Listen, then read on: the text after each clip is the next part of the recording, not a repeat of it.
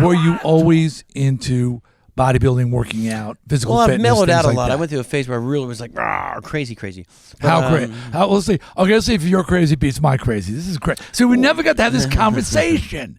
and okay. But I am fanatically into being in shape and fitness wise, as opposed to my whole life. Yeah, your whole life. I was a swimmer when I was a kid, and then so then I got into. Well, I'll take exactly. I think I was like 13. And I joined the wrestling team, and I was he's legit. Yeah, you're legit. Well, not that, but 13. Yeah. Seriously, that's what I'm saying. People give me the thing like whatever. I'm like, I've done this my entire life. I've always been into weight, but I never went too crazy. Like right now, I'm actually at the weight that I was when I was probably a little bit out of high school. I actually leaned out a lot. So, but I remember the first time the girl that I had a crush on, she did this to me at the typing class. That tells you how old I am. Typing. I took typing too. Yeah, she went like this. She goes, "Ooh," and I went, I'm gonna work out now every day." And so I joined the wrestling team, and I started working out in the weights. Well, so it's okay. This was a question. All the way from high school to college. I used to carry weights in my truck when I would did comedy clubs, and I would always go to the gym. Every gig I did, I went to the gym or because ran. My next question was going to be, I assume that you were a scrawny guy, and then you had an epiphany. That's like me. I had an epiphany, so I'll get to my epiphany. And then started working out. And I have a question with you: is how did you stay funny? Because Joe Piscopo, remember when Joe Piscopo he got too big, and I think what happened was it took away from everything. So the whole focus of his performing on stage was just that, like. He got really big. I mean, oh yeah. So what I'm saying is the focus was like when you walk on stage, you're like, holy shit, look at this guy's biceps. But he went from being a pencil neck geek to being. But because I'm saying it went from one extreme. Yeah. I never really went that extreme. I'm about the same that I was. I really have. I have pictures of me right over there. 25 years ago, where I'm the same exact build, literally. I saw that picture, so I didn't realize that. So I didn't realize that you were always. You were athletic, you in sports. Yeah, always, swimming and all that stuff. Always. I've never, I mean, everyone that knows me, especially my family and all that, they like, I don't miss a day running. Well, my leg was broken. I haven't run in like 3 months. But I'll run every morning. I'll go to the gym. But I don't, when I go to the gym, I do like 30 minutes. This is what I try to explain to people, is that people say, now, first of all, I'm going to give you my story. And I always was like A+ student in gym. I was always athletic, but I was a rock and roll guy, so I was kind of skinny and scrawny. Yeah, sure. And I had an epiphany at about, I think I must have been 24, 25. I was living with my brother. My brother was a gymnast bodybuilder. Right. So me and Mark the Animal Mendoza, we roll in at like 6, 7 in the morning, just usual. Right. We'd play, just did a show. I mean, I'm talking about bar shows. This is the early days. And we're like in the kitchen, and I'm like, and we're getting loud, and my brother Matt comes out, and he's got a fucking, like, I look like a washcloth, but it was probably a full-size bath towel, and he's got it around, and he's just like ripped. He just woke up. He's like, hey guys, you want to like keep it down. And I look at him, and I look at me, and I look at him, I look at me, I go, I gotta get in shape. Yeah, that's good though. I gotta get in shape. Yeah. So I started working out then. And I really got. And you are in. But no. Not now. I was much better. I was much better. No, but you are in great shape. Well, so I started working out, and then the craziest I bought a gym. The first thing. Bought a gym. The first thing I did when I struck it rich after I got a house and a car was buy the gym that I used to sneak into, a hardcore gym to work out at. Because they embarrassed me one time. Like I would sneak in, work out for free, and the owner shows up and sees me, and he throws me out, makes a big spectacle. This big fucking guy, Jim Penny, steel worker. It was a hardcore gym. Jim Petty. Fuck Jim Penny. I think he's dead. He better be dead because he'll kick my ass.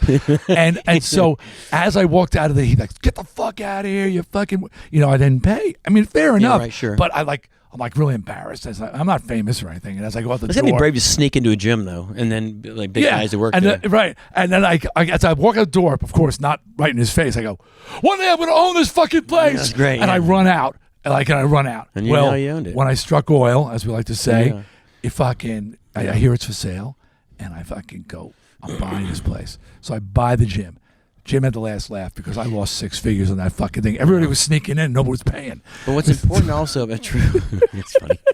What's important about it's karma. But what's also important about, just on a serious note, actually, about fitness and show business, as you know, it's one of the most important things in the show business is your appearance on stage and how you look. And I'm telling you, if you look at a lot of people, and I forget, overweight comedians, their whole joke is being, overweight or whatever.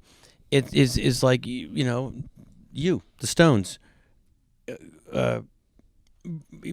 Brian May, or Aerosmith, Brian May. Tyler. Brian May did an interview the other day from Queen and said, "What's your secrets of show business?" He said, "Keep your hair and stay thin." And in a sense, everyone laughed, but he is still he still looks like Brian May. Exactly.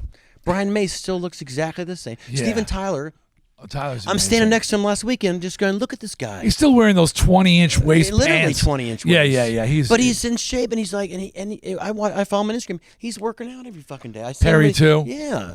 Yeah, Perry looks great. Perry. I mean, so it is important. I mean, especially Springsteen. Springsteen always look fit. good. It's just Sting. Yeah. Oh, those guys all look good. You're Mick absolutely Jagger. right. I mean, fuck, Mick Jagger. But I mean, beyond running that, around like that, 80 years old or 70 something. oh God, I mean, Alice is still thin. Got his Yeah, hair. Alice, I mean, see, Alice good. yeah. But I'm just saying there's something to be said about that. And credit where credit's due. Paul Stanley looks excellent. I know he's had a lot of love Paul surgeries and Stanley. stuff, He's but a he's still sweetheart, rocking too. out there. He's in shape. Absolutely. He's got his shirt off on fucking He should stage. put that shirt back on, but he did just trim some of the hair.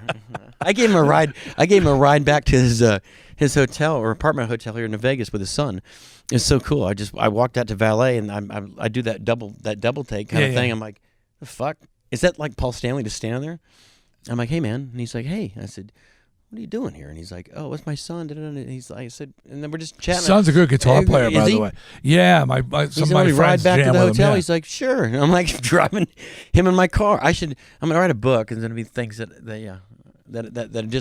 are surreal, fun moments for people, no matter if you're showbiz, like, because people always think, "Oh, you're in showbiz, you met a famous person, does it affect you?" Fuck yeah. That was cool. I'm driving, I got Paul Stanley next to me. I rode Roger Taylor from Queen to the hotel, and I was like, and Roger's like, "Oh, Scott, this is I love you." Like, this is fucking Roger Taylor from Queen. I'm driving him to the bar in my All right, car. so I like to think that I'm pretty like. Well, I'll tell you this story. It's pretty funny. I think it better be goddamn. I think funny it's not. that you Well, said it's that. funny, Said that. but I was. I think I'm pretty like numb to and I don't mean in a fucked up way, but to being like I've hung out. I'm friends with Robert Plant. Oh, see, I that's mean, cool. and Alice Cooper. Yeah, I see, mean, that's- these are these posters on the wall. These are the guys I bow down to, and I still sit there sometimes having dinner and going, "This is fucking Robert Plant, man. This is this is Robert That's Plant. royalty." Yeah, this is royalty. So I think I'm pretty unaffected. So I go to the Rock and Roll Hall of Fame in Cleveland. Have you been? Yeah. Okay. So they give you the backstage tour. Did they give you a tour? No. Okay. Because I'm Carrot Top. Okay, If but I they went with you- would. if I went Oh with yeah, you- yeah. So they said, so they go bring me in the back area, Fuck, I and they didn't, actually. and they go, "Listen, D, before we go into this, this is where we keep all the stock. Like it's not we don't have everything out on the floor. This is where we keep the stuff. This is the archives." wow. He goes, "Please don't touch anything." Because we wear gloves, and I said, listen, I literally say this like a dick. I go, "Listen, man, I've been in the business for a long time now. Nothing affects me. I mean, I met my heroes, and it's great. I'm not gonna touch the stuff back there." So he goes, "Okay, let's go." Walk in, and John. Oh my God. John Lennon's New York City T-shirt is on the fucking table, and my brain screams, "Touch it!" I took all I could do to not just reach out and go, "Oh!" And then I said, "Dude, I'm so sorry. I act like an asshole out there because all I wanted to do was touch that shirt." And then Hendrix's, he had a flying V that was painted psychedelic. I just wanted to touch fucking everything. Yeah. Britney Spears jumpsuit. No, I didn't want to touch you didn't that. touch that? No, I didn't want it. I actually did this as I walked by. I don't think it'd be cleaned.